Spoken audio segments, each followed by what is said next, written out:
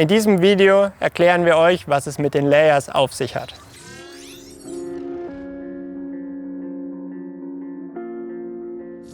Layers könnt ihr euch wie einzelne Ebenen in eurem Bauplan vorstellen, indem ihr zum Beispiel auf einer Ebene Wasserleitungen, auf der anderen die Fertiggelände ablegen könnt, sodass, wenn ihr bestimmte Bereiche der Baustelle bearbeitet, ihr alle anderen sehr einfach ausblenden könnt. Das ist im Endeffekt eine sehr einfache Form der Gruppierung. Wie funktioniert das mit den Layern?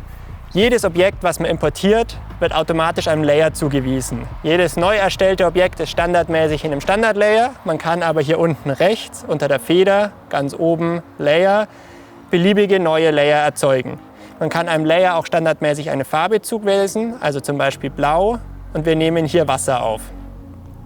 Okay, jetzt haben wir hier ein Layer, in dem können wir, wenn wir zum Beispiel ein Wasserrohr aufnehmen, können wir entsprechend es diesem Layer zuweisen.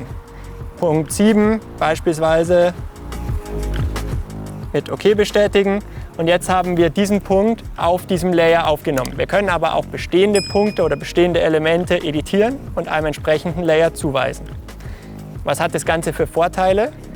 Ein Layer kann man komplett ausblenden oder komplett einblenden. Das heißt, möchte ich nur Wasserleitungen machen, kann ich alles andere sehr selektiv ausblenden und nur das gewünschte Layer einblenden. Wollt ihr noch mehr erfahren? Dann findet ihr hier noch weitere Videos zu unserem System.